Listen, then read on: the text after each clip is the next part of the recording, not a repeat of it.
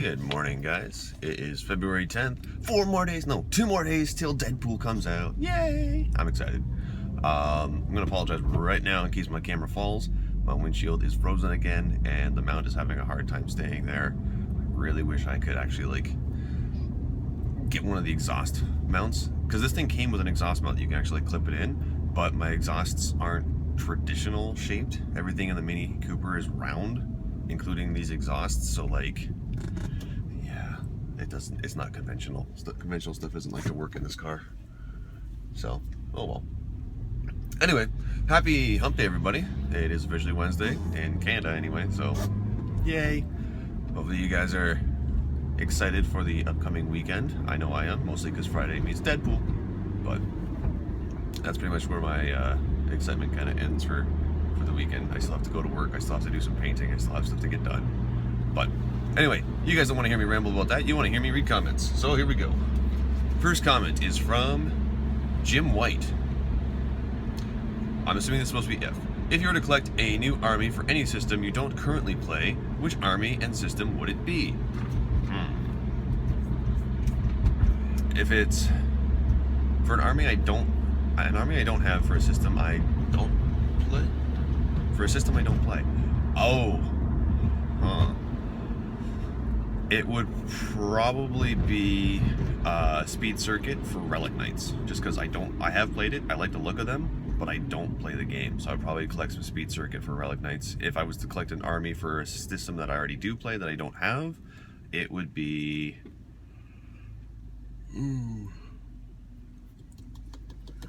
That's a tough one. I can't really say anything for War Machine because I kind of technically have a little bit of everything there, so there we go. It would probably... I've always had this weird, desire to want to collect Tyranids, but I hate playing them. I just like the look of them, and I want to paint them up to look like something... I would want a swarm army of them, and I would want them all painted up to, if you look at the table, you're like, what is that? Those are nids? Those aren't nids. Those are like cockroaches or spiders or something. I want them to look like bugs, like actual bugs, and gross people out when I put them on the table. But that wouldn't be for playing purposes. That would be for aesthetics. I'd want to paint them up to look like something disgusting and just gross people out when I put my arm on the table. That would not be an army you would want to present to one of your friends when you're trying to get them into the hobby. Fallen Hero, did he get mad for you for being late today/yesterday? No, and hopefully he doesn't watch these videos because he came in after I did, so he didn't know I was late. Yeah. Crud, I hope Matt doesn't watch these videos. I'm gonna get in trouble if he does. And we're moving, hang on. Ooh. You can tell it's cold when my car vibrates to a start. Like violently. There we go.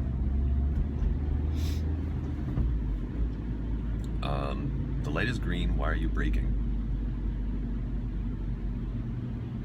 Oh, okay. There we go. You're just... Okay. That was special. Alrighty. A lot of comments. I might actually have enough time to go back to the comments from yesterday's video that I was supposed to finish. Jacob Arbor. Sup, Quirk? Sup. Know that you want to fly, but what if you could only fly for... What if you could fly, but for every 5 seconds you flew, 3 of your models just broke, like they were made of resin, and you dropped them off a second floor building onto concrete? I would then only fly in absolute emergencies, and I would charge people for it. Yeah, that's terrible. You can fly, but every 5 seconds you do, 3 of your models break. That means if you flew for a minute, 60 models break. Why? Why would you do that? Hang on, I did that right? No, I did that wrong. I can't do math, leave me alone. 18 models break. Why would you do that? That's so mean. Anyway. No, 36 models. Okay, I'm done. I'm trying to figure out this math. I need a calculator. I'm gonna stick with 36 models as my final answer. Next up, Marcelo. Howdy, friendo. That's a new one. Howdy. Do your coworkers see your videos? Any memorable reactions? Who is the most likely to murderize you if you said something bad about him? Have a good day and take care. If they watch these videos, I doubt it. The only thing that they've actually watched from my channel would be the Irritated Wargamer videos, because Lee finds them hilarious because he can relate to most of the stuff there. But I think that's the only video they've ever watched. They know I do them, but they don't really watch them. If you're talking about my actual videos, they watch the open vaults because they want to see themselves and me talking about them. And I know I had to like twist their arms a little bit to watch the Christmas one where I was giving them presents, just because it was Christmas time and they were busy trying to get stuff done before they had to leave. But when I actually like sat like Matt and Dave down and they watched it, like Dave was like tearing up. He's like, "Oh, you're so nice. Why are you saying these nice things?" I'm like, "I'm sorry." But as for if I was to say something mean, first person to hit me, Lee. Hands down, Lee. Lee would hit me, then Chris, then Steve. Steve will hit me just for no reason whatsoever, but he doesn't seem to want to hit me for anything that I've said in a video, which is weird. Unless there's a video on, in which case, yeah, he'll just beat me like a redheaded stepchild. So, anyway, yeah, I don't know. As for like actual work-related videos, I think they do. As for like this channel, I don't think they watch my videos, and I kind of hope not, because I've said some stuff. Next up, we have Cody Asher. Does the general non-competitive nature at Mini Wargaming annoy you? Also, besides yourself, who do you think is the best 40k player over at Mini Wargaming? No, the very non-competitive nature is actually quite nice. Usually you go to a store, you go anywhere to play, like even with your friends, and you have that very competitive urge, and you actually end up missing, not necessarily a lot, but you do miss some of the like really interesting potential narrative things that are happening in the story. Like I noticed whenever I would play when I was younger, I would just want to win. But then I slowed it down and people started saying like, "Oh, it's like this happened," and like something would happen in the game and I was like, "Okay, great, I blew up your Land Raider with a commie melta," whatever. But then someone would explain like a narrative to me, like, "Oh, that means like Buddy had like the one shot in the commie melta and he fired it off and it hit the reactor in just the right spot and blew up that lander." I'm like, "Huh, I never thought of it that way." And I kind of enjoyed the game more when I thought of it that way, and I took the competitive aspect away from it, and I started just trying to think of more of like a story aspect to it, like what's going on, what's happening. So the fact that that's kind of the general play style at Mini Wargaming is a very non-competitive, very narrative. You want to tell a story every time you're playing a game. You want to see like what's happening between these battles and so on. Like in during these battles between two armies, you want to know what's the specific thing that's happening. So. No, it's fun. Who's the best 40k player, though? That's a toss-up between Matt and Steve. I would honestly give it to Matt, just because I don't know. I would almost say I would give it to Steve because he plays a little bit cheesier and he can think up more cheesy armies, but at the same time, Matt can crunch the numbers in his head a lot faster than Steve can, and because of that, it makes him come off as like a very, very strategic player. But the thing is, he's very good at just pinpointing the weakest thing, or like the strongest thing, and taking that out first and working your way down. And also is very, very good at just putting things into the strategic position they need to be right away. So he's very good at both of those. So it's a toss-up between Matt and Steve. If I had to give it to somebody, I'd give it to Matt. But Steve is a very, very, very, very close second. So next up is from Bjorn Leo. Rename your show the Yawning Drive. Yeah, apparently. Sorry about that, guys. Yesterday was just really, really, really. I didn't get much sleep, and I woke up and I was running late, and I didn't have any energy drinks or anything in me. So yeah. Next up, we got CJ Phoenix. Good morning. Good morning to you, CJ. You mentioned having a few tattoos. Okay. What do you have, and do you have any you wish you didn't get? X's name, for example. I have 18. A good 60% of them are in ultraviolet ink. So if you actually meet me and see me, you'll see what looks like a bunch of little scars on my arms and on my hands and stuff. But under a black light, like I've shown this to Chris, I've shown this to Steve and stuff like that, under a black light my tattoos actually glow bright blue. But for those, I have my knuckles done. It says game over. On the palm of my hand, I have an alchemic circle from Full Metal Alchemist. I have in Japanese up both my arms, Grin and Bear It, Time Heals All. I have a tribal outline for a sleeve, starting at my wrist, going all the way to my shoulder, and then it actually merges from my shoulder into my back, and my entire back is covered with the rest of the tribal outline, so I have to actually get that filled in at some point. On the back of my leg, I have 3 that have come together into one. It is 2 Ace of Spades playing cards that have been like old and worn out from my parents. It's got my last name under it. And then I have beside them 2 roses, and the roses, instead of having regular petals, they have playing cards for petals. I have Woodstock from Snoopy on my bum, and I have a power button in a location that you are more than welcome to guess, but I'm not going to reveal. So yeah, those are my tattoos. So, no, I don't have any that I regret, even the Woodstock one. I honestly think if someone was just like, we'll get rid of one tattoo, you will never even know it was there, I'd still keep all of them. So, the one that hurt the most, because I'm sure that's a question that's going to come up at some point, would be the palm of my hand. That sucked. That was terrible. So, yeah, there you go. Yeah, those are my tattoos. And I'm getting another one in April. It's my birthday present to myself. Brad Davidson. I thought this was Canada. I thought people were nice here. What's your favorite positive and negative Canadian stereotype? And do you guys have any stereotypes for us Australians? Cheers, mate. Have a good one. Do we have... I'm going to start with the one for you. Yes, and you can thank... Dude, Where's My Car? For... I think that's the one it was. No, Dukes of Hazzard for putting another shrimp on the Barbie. Yeah. That's where I'm thinking. That's where it comes to mind for me. But like, for us, all Australians at some point in time have said, "Oh, you put another shrimp on a Barbie," or something like that. That sounded... Wow, I can't do accents. Leave me alone. But yeah, I said something like that. My favorite Canadian stereotypes is, well, first off, we're all nice. That is no. If you want proof that that's not true, watch the movie Goon. It's got Sean William Scott in it as the main character, and he's a hockey player. And basically, he's from the States. Well, he's not from the States, but he's the only American actor in that movie. And every single Canadian in that movie is a jerk. Also, it's like totally not for children, so don't let kids watch it. And if you have a thing against harsh language, don't watch it. But that's more or less what Canadians are actually like with other Canadians. So it's a pretty good example there. My favorite negative stereotype is that we all live like in snow all the time. Like, it's been a month almost in February, and I'm finally seeing snow on the ground again. That's how long it's been since we've seen snow. I can't even, we don't all live in snow.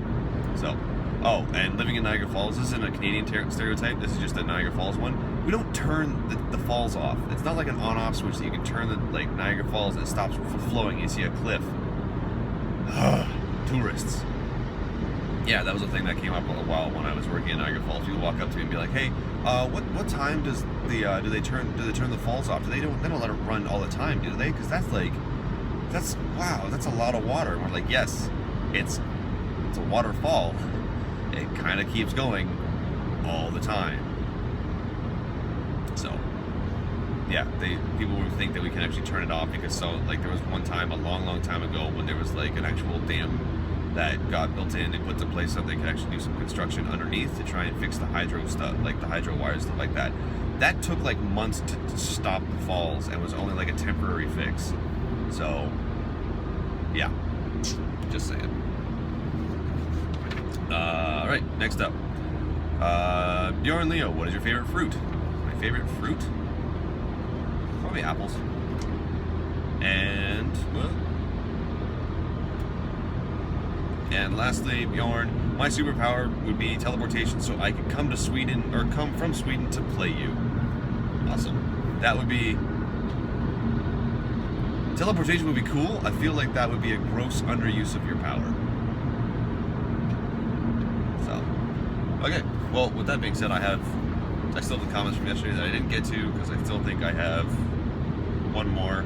And this one is from... Oh, no, I answered that one already, because Cody posted it again. Okay, we're all good. Yay. So there you go, guys. That was the comments for today. Yeah, that's pretty much all I got. So I'm trying to think of, like, I have a feeling that if anybody ever got a superpower, they would just grossly misuse or underuse it. No one would be like, I have a superpower, I have to become a superhero. That would not be the first thing that would come to anybody's mind. They'd be like, I can fly? Oh man, this is awesome. I gotta go show somebody. No one would put their, like, no. Yeah, no one would be like, I need a secret identity. Nobody can know my power. The first thing somebody would do is go and show it off. That's just like, yeah, that's part of the reason why people get superpowers. So, just to impress people and rub it in their face. Oh, there's the morning yawn. Yeah, sorry guys. So, trying to think of what to talk about while you guys are doing your thing, working, painting, waking up. I feel really bad if I'm the first thing somebody sees when they wake up in the morning. They wake up and it's like, oh, now I'm gonna go listen to Quirk. Hey, whatever floats your boat, but I'm not gonna lie, the first thing I want to hear in the morning is not my own voice. I think that would be probably make the best alarm for me if it was just me in the morning, be like, hey, wake up. Wake up. Seriously. Get out of bed. So. Ooh, I get to give Matt his present today. So, Lee, the painter, and I got Matt a present today. Well, we ordered it for him a while ago. Since he's playing Salamanders, we were like, oh, that's really cool and everything. He's talking about all these flamers and meltas and all this stuff. But then I was on thinkgeek.com and they had a shirt that said non-flammable, ? Challenge accepted. And I saw this and I was like, I need to buy this for Matt. This is something that Matt needs to wear all the time, especially when he's playing his Salamanders. So it finally came in for him yesterday, but the packaging it came in was confusing. It was weird. It's 2 shirts, so these could fit in like an envelope fairly easily, like a legal letter size envelope. Yeah, that would fit in there, no problem. They gave me a box, and then to make sure that the items inside didn't move around, they filled the box with like airbags. But everybody knows how like thick a shirt is when it's folded up. It's like that thick, or maybe like that long. This box could probably have fit 100 shirts. Easily fit 100 shirts. Nope, 2 shirts. I opened it up, I was like, wow, did they give me something extra? I got excited because ThinkGeek has done it in the past where they've given like, it's your first purchase, here's something extra. Like, obviously it was my first purchase, but I made a new account and everything because I couldn't remember the password to my old one. Not the point. Anyway, bought these shirts and they came in the box. It's like, oh, this box is way too big for 2 shirts. They threw something extra in here. Shh, open it up. Nope, there's just shirts in here. Why are there? Okay, someone in the packaging department needs to get fired or coached or something, because this suddenly got me really excited for no reason. So it misled me with its stats. So, also, just like a little bonus, I'm almost at work anyway, so I'm gonna give you guys a little treat here. I still have no idea what to do for reaching 100 subscribers. I need to do it quickly though, otherwise you guys are gonna be like, oh, he's getting to that now? Darn. But the Irritated Wargamer, I'm going to try and get those out every Tuesday and Thursday. The one that came out on Saturday was more or less just like a test. I was like, I finished it. I don't really want to wait that long to post it. Let's see how it does. Threw it up there, and you guys were like, you guys were on it like Wargamers on a new miniature. So, yeah.